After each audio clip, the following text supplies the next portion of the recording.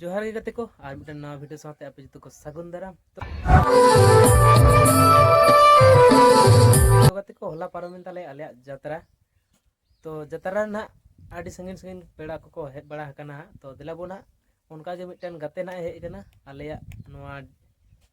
आतु रे तो उनी गाते सागे दिला बोना तीन दो न्यापा मुचे पे तबोना और कोड हिक कना तो नेले कान तबोना पे नुई गाते दो ना नुई जहां को गे ना पे उरुमे कान तबोना ढेर हड़ को और जहां को बांग पे उरुमे कान तबोना तो उनको को लाइव पे कान तबोना नुई दो इच्चा बा ऑफिशियल मेन दे नुई मिटन हुडिंग हुडिंग यूट्यूब चैनल मेना ते तो दिला बोन गाते हे कान तबोना जोहार गे सनाम को और अरे अभी सरहाव थिंग नुया रेगे रुसिका ब्लॉग चैनल रिंग सेटर कना और अभी रस्का बुझाना हलानो जात्रा ले नेल केदा अभी रस्का गे इना सेरिंग हुईना और थिंग दो बसा कनी आकोसे गे ओना खातिर थोड़ा नपमो इन सेटर कना हा हे माने आले नो आतु जहां और नुई जहां रे पेड़ा ओड़ा हे कना ओना को दो हा माने खाता कलम रे तो मिद गेले ओला ना तो डी टा हा भिना भिना हेना ताले आलादा आलादा तो हनाटा डी रेना हे कना तो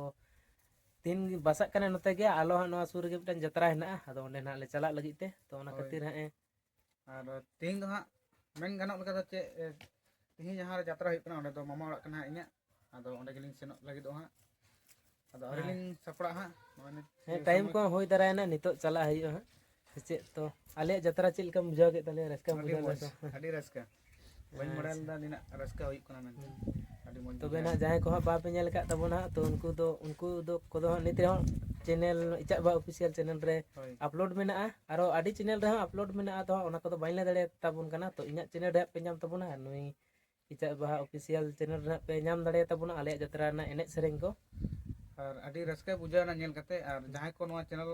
पे नेले आ पे नवा गया और नित रे बापे सब्सक्राइब कदा मेनखान लोगन सब्सक्राइब तबन पे और नुका के सपोर्ट तबन पे आपे को गड़ो नेहाती जरूरी कना हो एकदम और आपे को गड़ो सपोर्ट ते तो आले हो चैनल लहा से लगी गड़ो ले नामा हाँ जहाँ तीस माने आपे को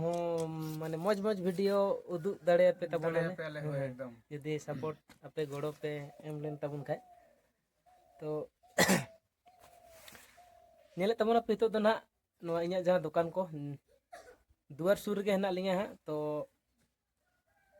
नोडे गे ना लिंग गल्फो बड़ाय दा नेले तबना पे तो अदोलिंग सपड़ा कना नोडे पे नेले तबना नोहा दुकान दा इnya हपन हपन मेना तो सपड़ा कना लिंग माने जात्रा नेल चला हुआ तीन हो माने खोटोंगा nyutuman आतु रेना जात्रा हुई कना तो ओंडे गेलिंग चला लगित ते तो टाइम को प्राय हुई दरायना और एक्चुअली लेट ना हा मेन दो कटिंग इंटरव्यू वीडियो लिंग शूट किया नुई आगे ओना खातिर गेलिंग लेट कना और बिसी तो बालिंग दरी कना नितो बस सपड़ा बड़ा और सेन गे हां तो नुई दो हेज लेन तहना इnya इंटरव्यू हताव लगी किना तो जहां हा ओना इंटरव्यू वीडियो नेल सेनाय पे तबना तो उनको को दो ना नुई इचा बा ऑफिशियल माने यूट्यूब चैनल रे बो नामन हा ओंडे सेन कते पे नेल दरे तबना नुका के हुडिंग हुडिंग यूट्यूबर कना लिंगा नुका के अलिंगा गड़ो सपोर्ट अलिंगा सपोर्ट तेगे लाटू लिंग मने कदा ओना खातिर तेगे अलिंग तीन मी साथे दुड़ुब कते गलमाराव गोटा कते इंटरव्यू लिंग हताव किया जेमन अब सनाम गड़ो सपोर्ट बोन नामा आली से कोन नुई से कोन कागे आपे से कोन माने चेदा से निंकन हर तो ना माने हुडिंग यूट्यूब से कोनो हुडिंग अनिका ओड़ा दुआर हो माने हुडिंग रेंगेज ओड़ा रन हर तो ना ओना खातिर दिना मारांग मारांग सेलिब्रिटी से लाटू लाटू किसान हर से सेन कते तो ना इंटरव्यू तो और बालिंग हता दाड़ी कना और मेन बात दो उनका अलिंग साव मारांग यूट्यूबर सा जोगाजोग बनु तलिंगा असल दो हां तो ओना खातिर ते जेगे होई कोना अलिंगा गड़ो तेगे हा होई कोना बा और मारांग यूट्यूबर दो विशेष 90% यूट्यूबर माने बड़ाई कते होना विलिट बांग कमो से उनको निंकन होड़ा चैनल रे बांग को हिजुत तहना प्राय गे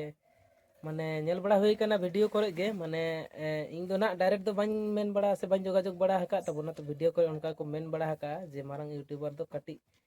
यूट्यूबर संगे माने उनको वीडियो दो बांग को हेदो तहना ओना खातिर ते तो चे दिलांग चला आलंग से चे होय ठीक है आपे वीडियो मुचित दबि नेल तबन पे नित आंडिलिंग सेन कोना जात्रा टांडी सेन और एक बार हा ओंडे ना क्लिक बोन नेला डायरेक्ट हाँ जतरा ना वीडियो हाँ उदू पे तबना तो ठीक है वीडियो रे जोड़ा तहन तबन पे तो गाते को नुई गाते दो ना रोपड़ बड़ा हुईना नुई संगे दो तो दिलाबन विदा कदे तबोनी तो नोय चलाक कान तबोना तो दिलाबन टाटा बाय बाय चलाएना नेले कान तबोना पे।